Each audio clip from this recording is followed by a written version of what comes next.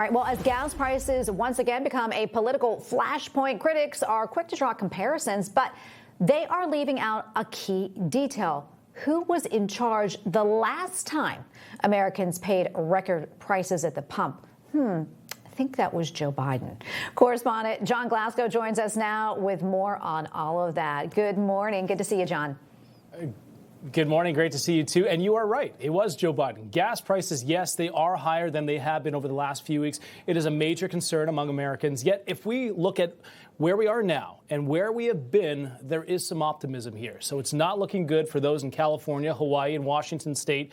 They are seeing the highest prices at the pumps at more than $5 a gallon. The national average, though, for a gallon of regular fuel is $4.06. That's up from $2.98 before the conflict, according to AAA. So Democrats, they're now leaning in on this political talking point and railing against President Trump. Watch. National average for a gallon of gas was $2.98 a gallon. Today, as of this morning, the national average was $3.98 a gallon. And now comes gas prices. That one, what you've been seeing with gas prices.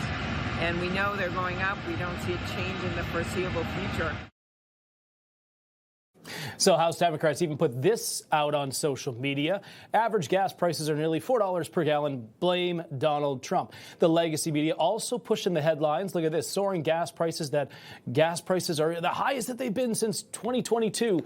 What they're not saying, though, is who is president at that time. During President Biden's term in office, the average price per gallon of fuel went beyond $5 per gallon, even without a war in Iran choking off the world's oil reserves.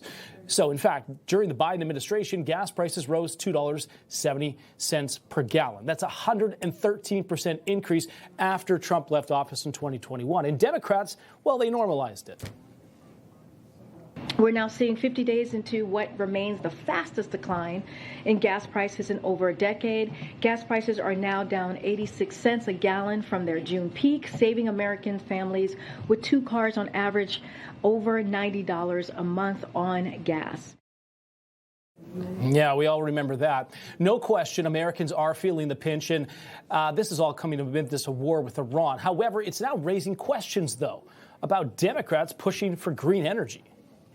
I mean, people were trying to say you weren't going to need oil. Remember the whole, everyone's going to have all solar, all this stuff. That was never the truth, but obviously that's not how the market has evolved. So it's very important that we have cheap, reliable sources of energy. That's been our policy here in the state of Florida.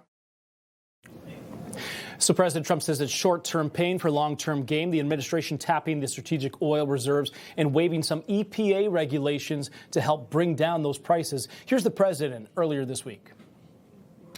Gas prices, today they hit $4.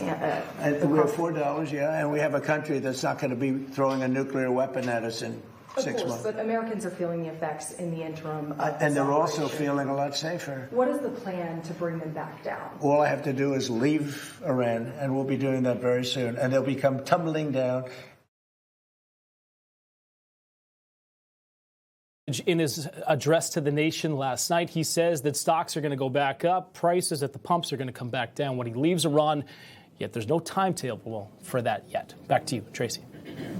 All right, Jon Glasgow doing some fact-checking on gas prices. Thank you so much, Jon. Information.